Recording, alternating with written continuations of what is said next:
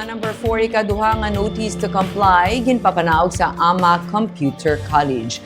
Ginabisuhan na sa Bacolod City Legal Office kag Business Permits and Licensing Office ang AMA Computer College nga voluntaryo anay nga untato ng operasyon samtang wala pa ini maka-renew sang permit. Natapos na kahapon ng 3 ka adlaw nga ginhatag sa syudad sa eskwelahan agud magpakita sa BPLO apang wala ini sa gihapon magkadto o kung magproseso sang ilang nga permit. Bangod sini kay nasang aga ginapanaog na o kung papanaog na sang syudad ang second notice to comply sa AMA Computer College Bacolod Campus. Ginsiling ni Attorney Marty Go, ang Secretary to the Mayor, 15 ka adlaw ang ginhatag sa eskwelahan para mag-comply sing ilang kakulangan sa business permit. Sa sulod sang 15 ka adlaw, kung hindi pa makakuha sa permit ang AMA Computer College, ipasira na ini sang syudad.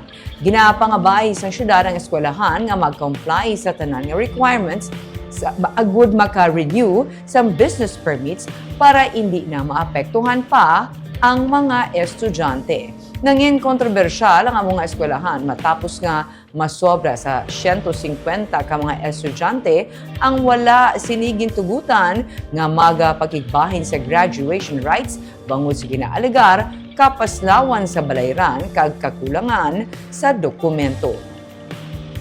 Desisyon sa eskwelahan ang kabangdanan sa pagreklamo sa mga estudyante nga gilayon man nakadangat sa igtalupangod sang syudad. Magluwas ini ginahandaan naman sa Department of Education Bacolod City nga maghatag sa notice of violation sa among eskwelahan bangod sa issue sa tinalikdan nga graduation rights. Ang statement lang guro sang syudad is we are very hopeful nga ang AMA Computer College ka administration will have to comply kay ang kulang malang to nila Benro kag CHO eh. After that, pwede naman dayon. So, kung kaya malang nila, we are encouraging and we are calling on the management ng AMA Computer College to double time sa pag-comply. 15 days, that's more than enough time to comply to secure the business permit.